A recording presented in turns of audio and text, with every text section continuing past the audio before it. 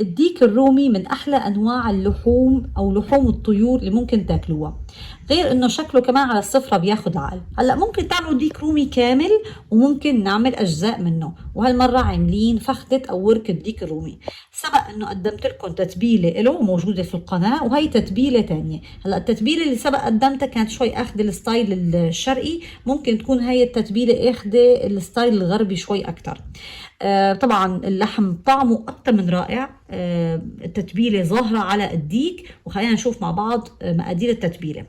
تتبيلتنا فيها تلت كوب من المستردة أو اللي هو الخردل، اللي بنحطه عادي على السندوتشات، وعندي معلقتين كبار من الثوم المهروس، وعندي معلقة كبيرة ونص مليانين من الزعتر. ممكن تستعملوا الزعتر الأوريجانو أو زعتر، أنا بستعمل الزعتر العريشي كمان كتير لذيذ وطعمه رائع. معلقة صغيرة فلفل أسود، معلقتين صغار من الملح، ومعلقة كبيرة خل بلسمك لو توفر. بخلط كل المكونات مع بعضها مثل ما انتم شايفين، عم بحط كل شيء: المستردة على الثوم على الزعتر على الفلفل الأسود على الملح على الخل، كلهم خلطتهم مع بعض وقلبتهم مع بعض وصاروا جاهزين متبل فيهم الديك. بباعد ما بين الجلد واللحم ولكن بحذر بحيث ما يتقطع معي الجلد. تحاولوا تباعدوا لغاية ما تقدروا توصلوا للحم، مشان هنعمل فيه كمان شقوق لحتى ادخل التتبيله داخل اللحم. الظهر انا طلبت كمان من الجزار يعمل لي فيه تقطيعات حتى كمان يسرع عمليه التسويه. لما بتقطعوا اللحم يعني التسويه بتكون اسرع، وكمان التتبيله بتتداخل داخل اللحم اكثر. وهذا شيء طبعا اختياري، ممكن على فكره ما تعملوا فيه شقوق نهائيا. هلا حاليا مثل ما قلت لكم بنوزع بقى التتبيله. رح تتوزع تتبيله تحت الجلد، وفي الاسفل طبعا مكان ما وريتكم اياه مقطع لي جزار اعطاه تقطيعات، وعلى الجلد. فهيك انا بكون دخلت التتبيله داخل اللحم بشكل كتير جيد. واخر شيء ما قلت لكم التوزيع الخارجي. طبعا اهم شيء تكونوا متاكدين ان انتم غسلتوا الديك كويس والجلد ما فيه اي ريش او زغب ريش نهائيا. تقعد بقى الورك هذا في التتبيله يوم كامل يا ريت، بياخد طعم احسن. هلا هون بقى بدنا نعمل صدمة للديك، فبنسخن طاسة كتير كويس، بنحط فيها نقطة يعني شوية زيت كمية بسيطة، وممكن معلقة زبدة.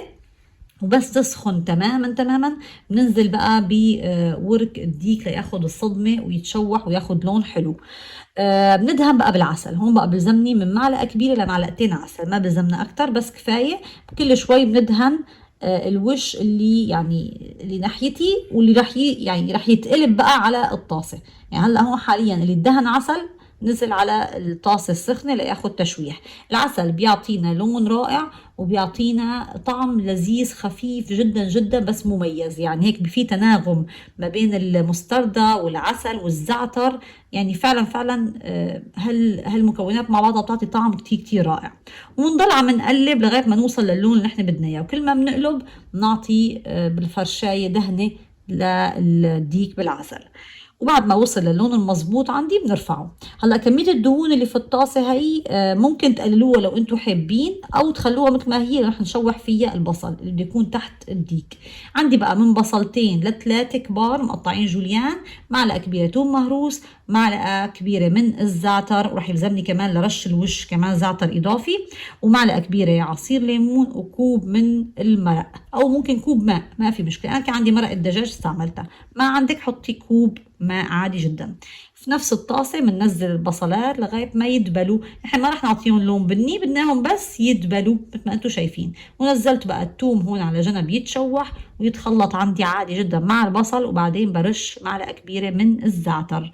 هلا حاليا اخر شيء ببقى عندي عصير الليمون، هالمعلقه ضفتها. وبقدر بقى هلا ارفع البصل ليتحط عندي في الصينيه اللي رح يقعد فيها الديك ويدخل الفرن لحتى يستوي. هلا طبعا ببقى عندي كوباية الشوربة اللي راح أوزعها عادي جدا فوق البصل. ممكن ما توزعي كوب كامل، ممكن تخلي مثلا جزء من يعني الشوربة ما كلها تنزليها. يعني ممكن تحطي مثلا أقل من كوب إلا ربع، ما في مشكلة. وهلا آخر شيء بنرش بقى زعتر على وش الديك. طبعا راح تتغلف الصينية بورق سلوفان مشان نحبس الحرارة داخل الصينية ويستوي الديك الديك بالفرن طبعا بيكون بدرجة حرارة، أول شيء ممكن تدخلوه على درجة حرارة الفرن تكون عالية مثلا 240، بعدين بعد 10 دقايق نزلوا الحرارة خلوها بقى على 200 أو 180، وخلوا بقى الديك براحته لغاية ما يستوي. كل كيلو من وزن الديك يعني ممكن تحتاج له ساعة لربع ساعة لغاية ما يستوي. فلو عندي الورك هاد وزنه مثلا 3 كيلو رح ياخد معي 3 ساعات، لو وزنه 3.5 3 ساعات ونص، وهكذا.